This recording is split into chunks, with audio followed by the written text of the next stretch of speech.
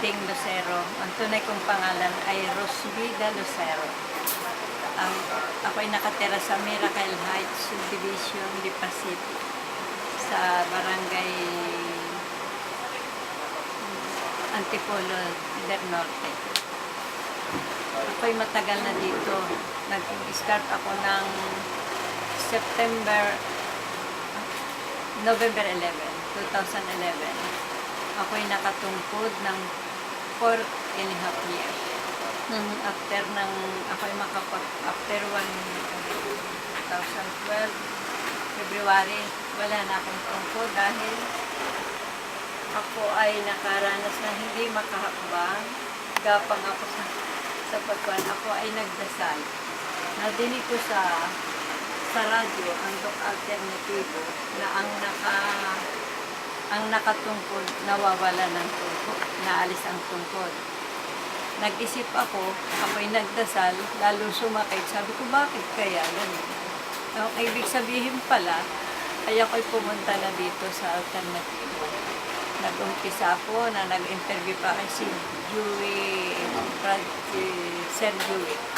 Nag-start ako hanggang November, hanggang February, ako ay gumaling.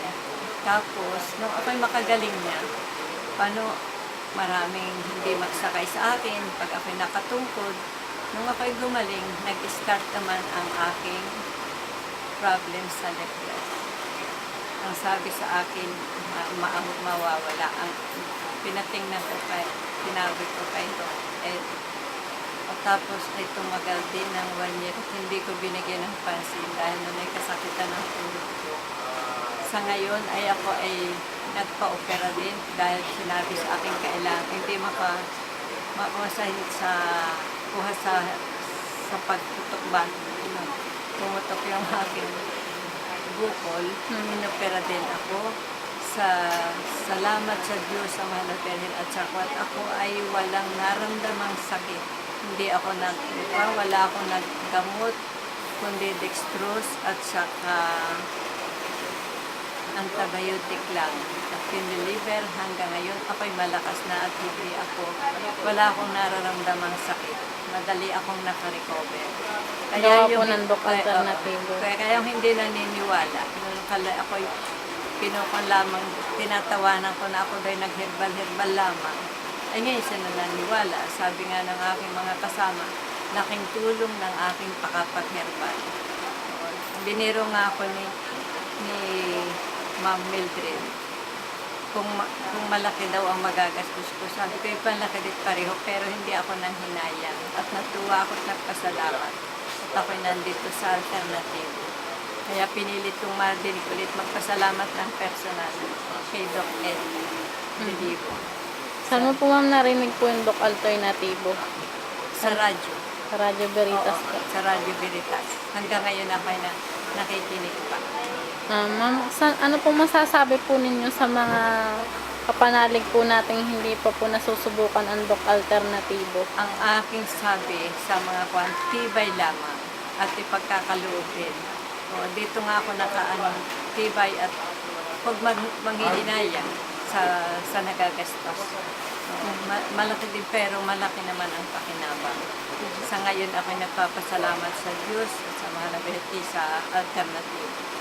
Salamat ng marami. At ito ako, malakas ako ngayon. Ma'am, pakiulit po yung pangalan po ninyo, edad, at kung saan po ma'am kayo nakatera. Kung tawagin ako ay si Biding. Pero ang tunay kong pangalan ay Rosvida Lucero. Ang biro ko ako'y bata pa at 47, pero ako'y 74. Malapit nang mag-75. Nung ako ba'y nakaranas nung nakindok kay Mana, sabi ko ay, dahil ako'y nagsasabi yung bang putok, yung sabi ko, dadalhin ko nga ito sa Alternativo, bakit ba ganito? Para ako'y nawawala na ng kwan. Pumutok nga yung kinabukasan. Tapos ay hanggang sa ako'y gumaling na hindi ko na may nakakakwan mo. Basta ako'y nagpapasalamat sa Diyos sa mahal na Birhen sa Doc Alternativo kay Doc. Kaya ako'y nagpunta ngayon para ako'y magpasalamat ng personal. Sige po.